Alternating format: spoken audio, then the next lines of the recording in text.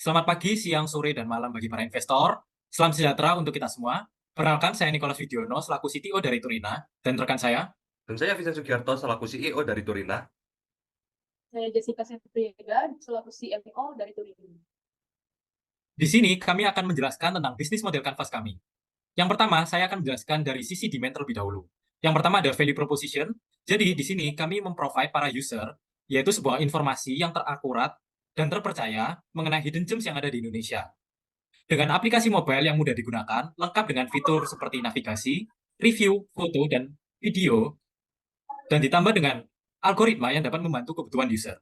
Lalu, bisnis kami menargetkan beberapa segmen pelanggan utama, yaitu yang pertama ada traveler and backpacker, yang dimana mereka mencari pengalaman wisata yang unik, tetapi memiliki anggaran terbatas, namun tetap ingin menjelajahi destinasi menarik. Yang kedua ada travel agent, yang dimana agen perjalanan yang ingin menawarkan produk wisata yang berbeda dan menarik, serta ingin memperluas jangkauan pasar mereka. Yang terakhir ada masyarakat lokal. Masyarakat lokal ini ingin mempromosikan potensi wisata di daerahnya sendiri. Selanjutnya adalah hubungan kita terhadap customer, yaitu pertama itu customer support. Kita ini sebagai membantu customer dalam mendapatkan sebuah informasi mengenai suatu hidden place yang terdapat di Indonesia. Yang kedua itu community engagement. Jadi kita ini tempat berkumpulnya komunitas yang dapat berbagi cerita tentang pengalaman mereka mendatangi suatu wisata yang tersembunyi yang ada di Indonesia. Berikutnya ada channels. Jadi kami mengenalkan produk kami melalui sosial media, yaitu Instagram dan TikTok, melalui iklan dan endorse, dan juga melalui aplikasi mobile yang dapat diunduh melalui Play Store dan App Store.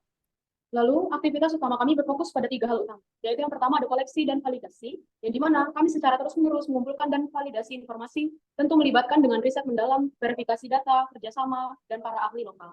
Yang kedua ada pengembangan dan pemeliharaan. Kami terus-menerus memperbarui konten dan fitur-fitur aplikasi agar tetap relevan dengan kebutuhan pengguna. Yang ketiga ada promosi.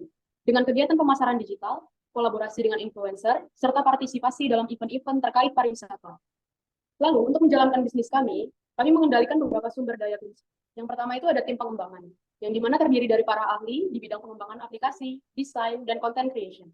Yang kedua ada database, yang dimana database kami ini berisi informasi lengkap tentang destinasi wisata, transportasi, dan aktivitas yang dapat dilakukan. Yang ketiga ada jaringan mitra, kerjasama dengan travel agent, tour guide, dan pelaku bisnis lokal dan lainnya. Yang keempat ada konten yang berkualitas, yang dimana kami terus menghasilkan konten baru seperti artikel, foto, dan video. Yang terakhir ada dana investasi, yang kami peroleh untuk mengembangkan bisnis, melakukan pemasaran, dan lain-lain. Berikutnya, di sini kami juga bekerja sama dengan beberapa perusahaan. Yang pertama ada dari Badar Interaktif. Kami bekerja sama untuk mendesain dan mendevelop mobile apps kami. Terus kami juga bekerja sama dengan travel agency, tour guide, dan juga beberapa local expertise. Di sini kami bekerja sama untuk mendapatkan informasi dan berita terkini mengenai destinasi wisata yang akan kami liput. Dan yang terakhir juga kami dapat berpartner atau bekerja sama dengan brand-brand besar seperti Traveloka, Tiket.com, dan lain-lain untuk brand collaboration dan endorsement digunakan untuk meningkatkan brand awareness dan mendapatkan revenue.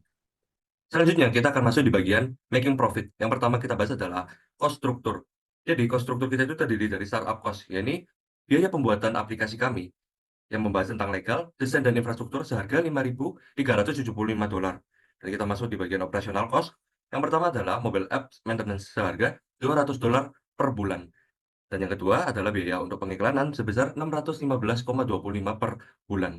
Dan yang terakhir adalah operational cost yang terdiri dari gaji, pembuatan konten, dan internet seharga 1.780 per bulan.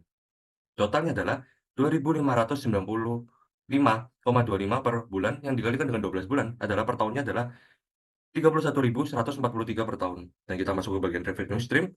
Revenue stream kita terdiri dari 3 hal, yaitu biaya pengiklanan, biaya endorse, dan biaya berlangganan.